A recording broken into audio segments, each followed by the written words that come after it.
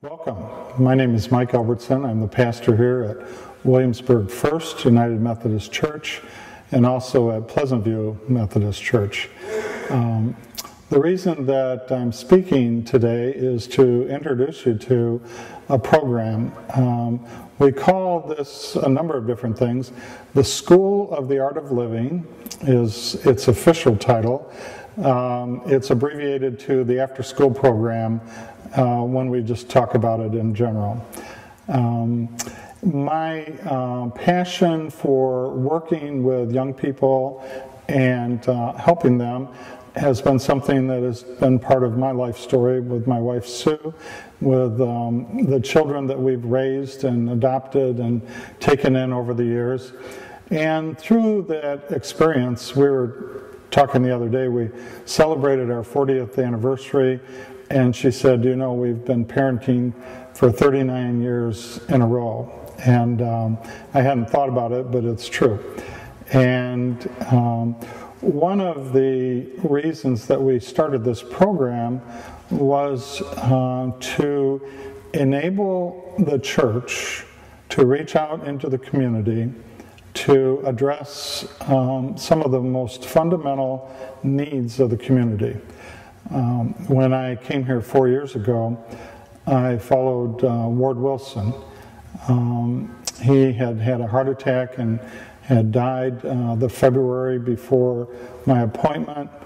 And when I came here, I studied up on his vision and what he had been working with and what his goals were.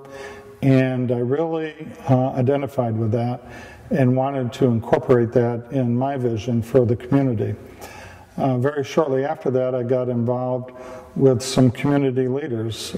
Judge Kathy Pruitt, Director Jill West of the Cumberland's Mental Health Agency, and I met a very interesting crisis therapist named Brad Humphrey. I met Brad one day up at the Rockholds Alternative School when I was visiting schools, getting to know what was going on in the local school system. And right away, I really hit it off with Brad and found out that we had a lot in common in our approach to dealing with youth that are in trouble.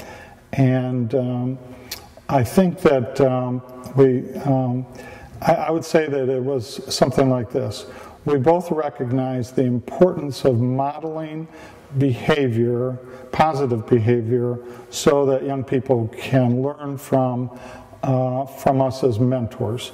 So becoming a mentor to a young person is something that both of us have done over the years, and we've found out that it is probably the most effective way to modify behavior.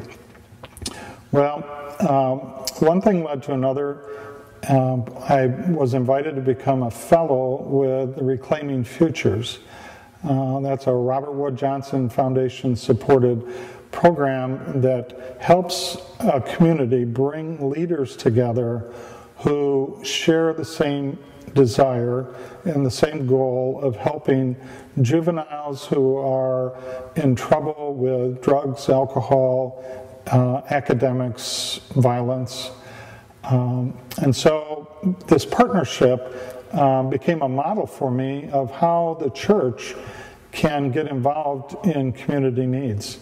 And it was also a great lesson for me in the fact that the church alone is not doesn't have the resources and doesn't have the connection to be able to actually effectively meet the most pressing needs. But as part of a team, working with a judge and with the school system and therapists, the church becomes a haven where all of the activities that go on in trying to effect change in these young people can take place. And that is what the Williamsburg Church has allowed us to do, which is not easy. It involves taking risks. You have to open your doors more often than they're normally open. You have to leave them open with supervision that is not necessarily part of the church. And you have a lot of young people coming and going at odd hours and over time. And yet, slowly, we have come to realize that there is a lot of wonderful changes that are taking place in these young people's lives. And later on in the documentary that Robbie Floyd is putting together for us, you will hear from our judge and from Brad and from others that are involved, Jill West, and they will tell their own story.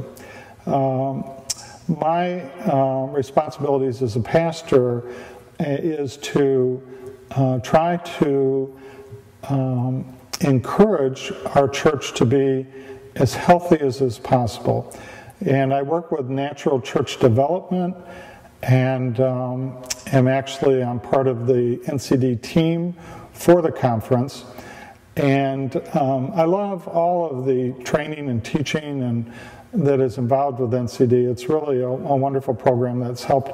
But the one that is the area that we focus on in this program is need-based evangelism.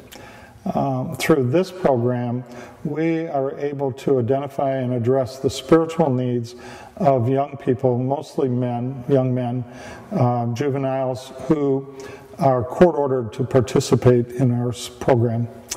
And we're able to do that in a way where we have opportunities to reach them with a message.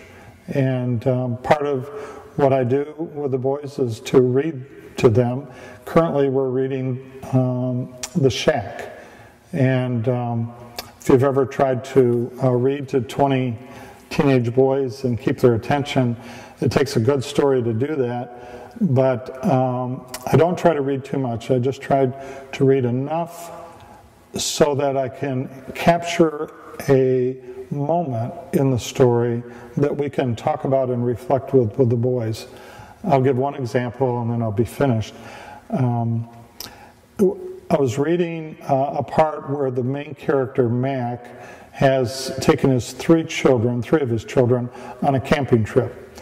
And during the process of the camping trip, he stops and does things that are part of their family tradition. They buy certain foods. They go to this wilderness campsite, they build a fire, they cook this special meal to them. And then at the end, Mac, as he's saying goodnight to the children, goes in one by one, teenage boy, teenage girl, and a young girl, and he prays with each of his children before he goes to bed. So after I read that passage, I put the book down, and I asked the boys, I said, what kind of a dad would do that? And one of the young men said, a good dad. Now, there's two things in a lesson like that that kids can take away. One, it can expand their imagination and their vision about what a good dad is. It sort of identifies a component that they may not be familiar with. They may not have experienced that. The other thing it can do is to challenge them, because the passage was dramatic and because there's an emotional element to it. It can offer an opportunity for those young men to say, if they want to, when I grow up, I want to be a dad like that. So that's what we do. It's we have a website. We have one of our websites is called the School of the Art of Living. You can Google it, and you can see some little activities that we do in that program. Thank you very much, and I hope you enjoy the documentary.